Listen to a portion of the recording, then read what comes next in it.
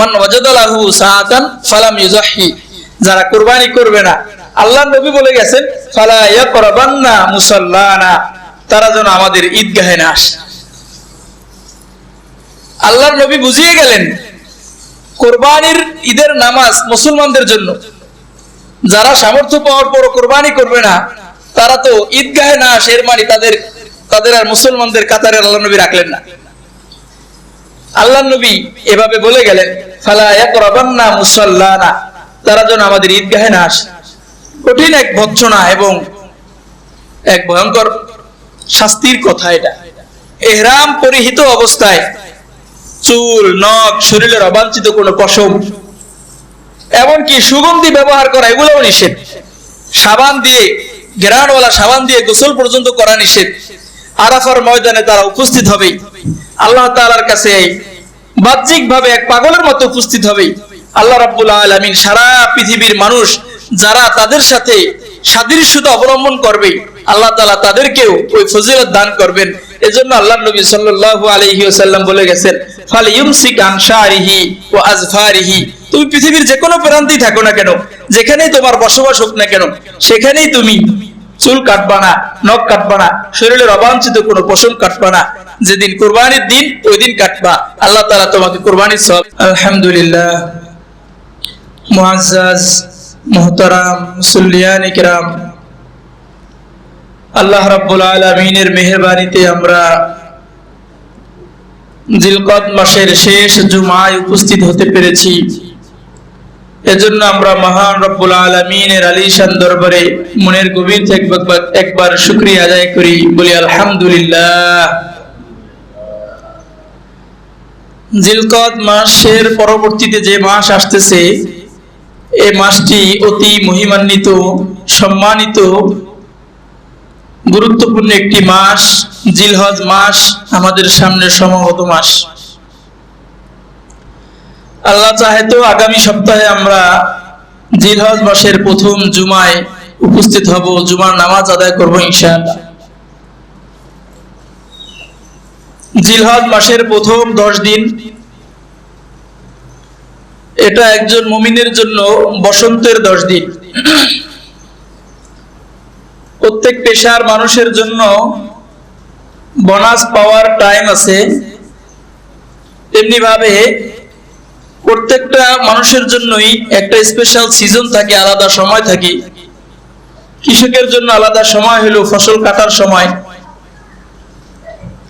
চাকরিজীবীদের জন্য আলাদা সময় হলো বর্ষান্তে যখন ডাবল বোনাস পায় তখন। ঠিক তেমনি ভাবে আমরা যারা ইমানদার মুমিন মানুষ আমরা যারা আছি, আমাদের জন্য বসন্তের সময় আছে। সালাফে সালেহিন বুজুর্গানে দ্বীন যারা ইতিপূর্বে অতিবাহিত হয়েছেন, ওনারা 3টি দশককে মুমিনের জন্য বসন্ত হিসাবে নির্ধারণ করে গেছেন। 3টি দশক, অর্থাৎ 3 মাসের 3 দশক। এর মধ্যে প্রথম দশক হলো আউয়ালুম মিন জিলহিজ্জা, আশারুন আউয়ালুম মিন জিলহিজ্জা, জিলহিজ্জা মাসের প্রথম 10 দিন। জিলহজ মাসের প্রথম 10 দিন, এটা একজন মুমিনের জন্য ইবাদতের বসন্তকালের 10 দিন। কারণ কি? কারণ হলো জিলহজ মাসের প্রথম 10 দিন এমন কিছু ইবাদত আছে যে ইবাদতগুলা অন্য মাসের অন্য সময় করা যায় না। জিলহজ মাসের প্রথম 10 দিনে আছে হজ। মুসলমানদের জন্য একটা ফরজ বিধান হইল হজ। যার কাছে এই পরিমাণ টাকা আছে যে সাংসারিক খরচ বাড়িতে রেখে হজের সফরে গিয়ে আবার হজ করে আসতে পারে, এই পরিমাণ সম্পদ যাদের অধীনে আছে, যারা এই পরিমাণ সম্পদের মালিক, আল্লাহ তাআলা তাদের উপর হজ ফরজ করেছেন। জিলহজ মাসের প্রথম 10 দিন এই হজের আমল হয়। যে হজের আমলটা এই জিলহজ মাসের 10 দিন বাদে অন্য সময় কিন্তু আর হয় না। অন্য সময় নামাজ হয়, রোজা, এটা রোজার জন্য আলাদা মাস আছে, কিন্তু নফল রোজা অন্য মাসে রাখা যায় না, যায় না। তেমনি ভাবে যাকাত দেওয়ার জন্য আলাদা নির্দিষ্ট মাস আছে। 1 বছর অতিবাহিত হইলে যে মাসে হয়, 1 বছর অতিবাহিত হইলে দিতে হবে। কিন্তু নফল দান সদকা করা যায় কি যায় না? করা যায়। কিন্তু হজ হচ্ছে এমন একটা আমল, এই আমলের কোনো নফল নাই। এমন না যে এই সময় যদি হজ আমরা 5 দিন না করতে পারি, জিলহজ মাসের এই প্রথম 10 দিনের মধ্যে যদি হজের আমল না করতে পারি, তাহলে পরের মাসে গিয়ে নফল হজ করে আসবো, এরকম সিস্টেম আছে নাকি? নাই। এজন্য জিলহজ মাসের এই প্রথম 10 দিন ইসলামের গুরুত্বপূর্ণ একটা বিধান হজ, এই হজের আমলটা হয়। এবং নামাজ, অন্যান্য সকল ফরজ বিধান এই 10 দিনের মধ্যে হয়, যার কারণে এই 10 দিনের কোনো তুলনায় পৃথিবীতে নাই। আর একটা আমল হয় এই 10 দিনে, কোরবানি। কোরবানি অন্য সময় কেউ যদি জবাই করে, কোরবানির দিন জবাই করলে যেই সওয়াব, সেই সওয়াব কোনোদিন হবে না। এমনিতে নফল জানোয়ার কোরবানি করলো, জানোয়ার সদকা করলো, কোনো প্রাণী জবাই করে খেলো, এটা আলাদা একটা বিষয়। কিন্তু কোরবানির দিন 10ই জিলহজ থেকে নিয়ে 12ই জিলহজ পর্যন্ত যার মালিকানায় 52.5 ভরি রূপ্য অথবা এই সমপরিমাণ টাকা যার মালিকানায় থাকবে, সংসারের প্রয়োজনের অতিরিক্ত এটার মধ্যে ব্যবসায়িক পণ্য আসবে, জীবিকা নির্বাহের অতিরিক্ত জমি জমা আসবে, এবং এই 3 দিন যে ঋণটা পরিশোধ করা লাগবে না, এই ঋণটাও এই টাকার মধ্যে আসবে। এই টাকার সমপরিমাণ টাকা যদি কারো কাছে থাকে, এই বছর যেটার নিসাব হয়েছে 1,78,500 টাকা, এই বছর জাকাত, এই বছর কোরবানির নিসাব হচ্ছে 10ই জিলহজ থেকে নিয়ে 12ই জিলহজ পর্যন্ত যার মালিকানায় 1,78,500 টাকা পরিমাণ থাকবে, তার উপর কোরবানি ওয়াজিব হবে। এরকম ব্যক্তিরা যদি কোরবানির দিনে কোরবানি না দেয়, আল্লাহর নবী তাদের জন্য বলে গেছেন, মান ওয়াজাদা লাহু সাআতান ফালাম ইউযাহি, যাকে আল্লাহ তাআলা সামর্থ্য দিয়েছেন, কোরবানি দেওয়ার সামর্থ্য যাকে দিয়েছেন, সামর্থ্য মানে নিসাব পরিমাণ সম্পদ যার মালিকানায় আছে, এবং বাসা বাড়িতে অতিরিক্ত মূল্যবান অপ্রয়োজনীয় জিনিস সেটাও এই নিসাবের মধ্যে আসবে।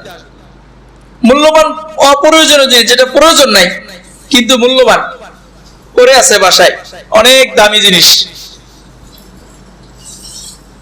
যারা এই পরিমাণ সম্পদের মালিক হবে এবং কুরবানি করবে না, মান ওয়াজাদা লাহু সাআতান ফালাম ইউযাহি, যারা কুরবানি করবে না, আল্লাহর নবী বলে গেছেন, ফালা ইয়াকরাবান্না মুসাল্লানা, তারা যেন আমাদের ঈদগাহে না আসে।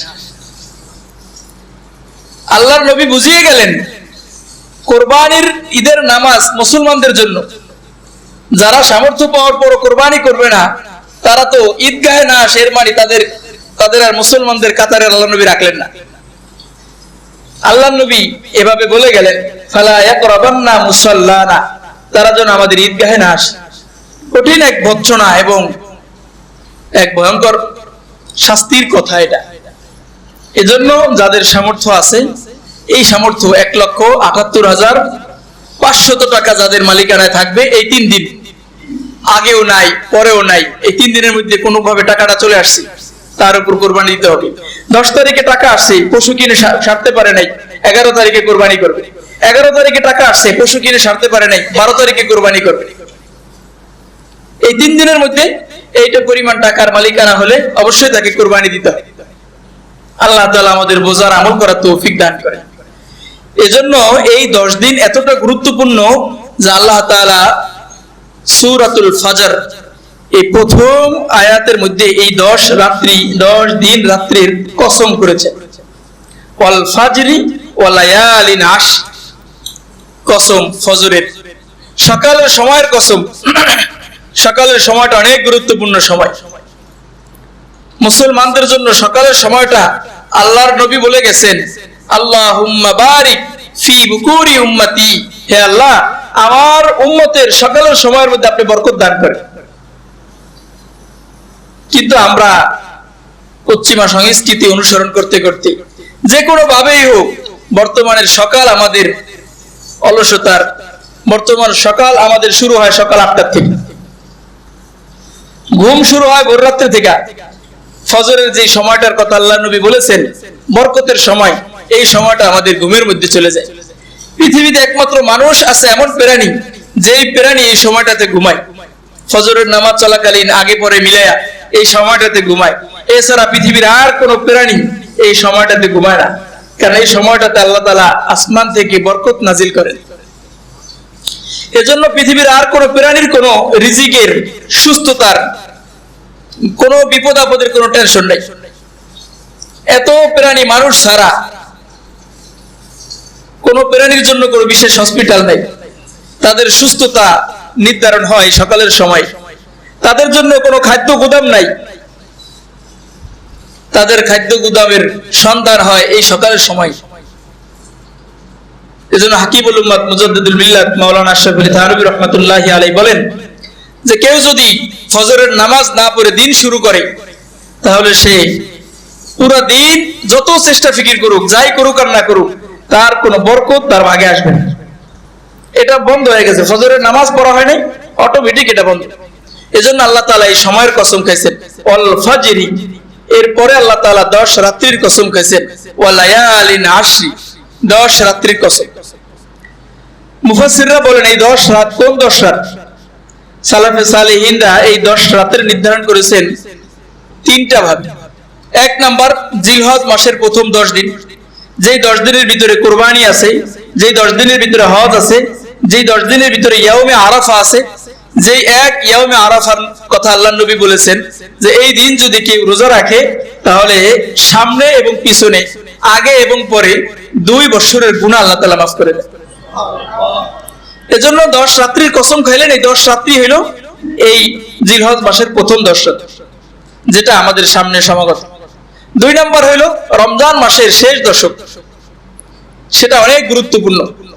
3 নাম্বার হলো মুহররম মাসের প্রথম দশক। এই 3 দশক রাত্রির আল্লাহ তাআলা কসম খেয়েছেন।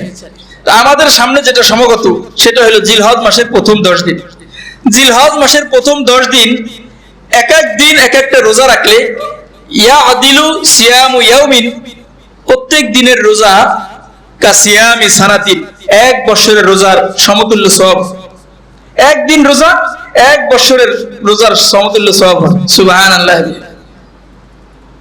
শুধু তাই না, ওয়া কিয়ামু কুল্লি লাইলাতিন, এবং প্রত্যেক রাতের নামাজ ইবাদত বন্দেগী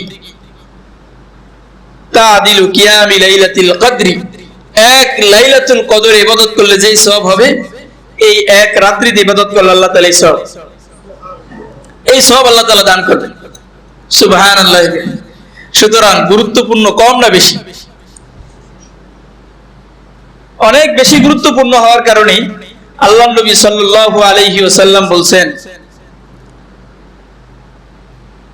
যাদের জন্য এই মাসটা পাওয়া সহজ হবে, সম্ভব হবে, এদেরকে আল্লাহর নবী সাল্লাল্লাহু আলাইহি ওয়াসাল্লাম বলে গেছেন ইজা রাআইতুম হিলাল জিলহিজ্জা, যখন জিলহজ মাসের চাঁদ আসমান উঠে, এটা তোমরা দেখছো, বুঝতে পারছো, খবরের মাধ্যমে শুনছো, ফালিয়ুমসিক আন শা'রিহি ওয়া আজফারিহি, তখন থেকেই তোমার শরীরের অবাঞ্ছিত লোম, নখ, চুল ইত্যাদি এগুলা কাটা বন্ধ করে দাও। কুরবানির পশু যেদিন জবাই হবে ওই দিন ওই পশু কুরবানি করে, এরপরে এগুলা আলাদা কাটলে আলাদা একটা কুরবানির সওয়াব আল্লাহ তাআলা তাকে দান করে। এবার কেউ যদি কুরবানি না দেয়, কুরবানি কারোর উপর ওয়াজিব না, দিতে পারে নাই, এই ব্যক্তিও যেদিন থেকে চাঁদ দেখবে এই দিন থেকে এগুলা কাটা সব বন্ধ করে দিবে। এগুলা কাটা বন্ধ করে দিবে। যেদিন কুরবানি ঈদের নামাজ পড়ে এরপর এগুলা কাটবে, আল্লাহ তাআলা তাকেও কুরবানি দেওয়ার সওয়াব দান করবেন। কেন এই সিস্টেম আল্লাহর নবী কেন করলেন? এটা কেন বললেন? এটা বললেন হইলো যারা এই মাসে এই 10 দিনের মধ্যে যে বিশেষ আমল হজ, এই হজের আমল যারা করে তাদের জন্য ইহরাম পরিহিত অবস্থায় চুল, নখ, শরীরের অবাঞ্ছিত কোনো পশম, এমনকি সুগন্ধি ব্যবহার করা এগুলোও নিষেধ। সাবান দিয়ে, ঘ্রাণওয়ালা সাবান দিয়ে গোসল পর্যন্ত করা নিষেধ। আরাফার ময়দানে তারা উপস্থিত হবে, আল্লাহ তাআলার কাছে বাহ্যিকভাবে এক পাগলের মতো উপস্থিত হবে। আল্লাহ রাব্বুল আলামিন সারা পৃথিবীর মানুষ যারা তাদের সাথে সাদৃশ্যতা অবলম্বন করবে, আল্লাহ তাআলা তাদেরকেও ওই ফজিলত দান করবেন। এজন্য আল্লাহর নবী সাল্লাল্লাহু আলাইহি ওয়াসাল্লাম বলে গেছেন, ফালিয়ুমসিক আন শারিহি ওয়া আজফারিহি, তুমি পৃথিবীর যে কোনো প্রান্তেই থাকো না কেন, যেখানেই তোমার বসবাস হোক না কেন, সেখানেই তুমি চুল কাটবা না, নখ কাটবা না, শরীরের অবাঞ্ছিত কোনো পশম কাটবা না। যেদিন কুরবানির দিন ওই দিন কাটবা, আল্লাহ তাআলা তোমাকে কুরবানির সওয়াব দান করবে।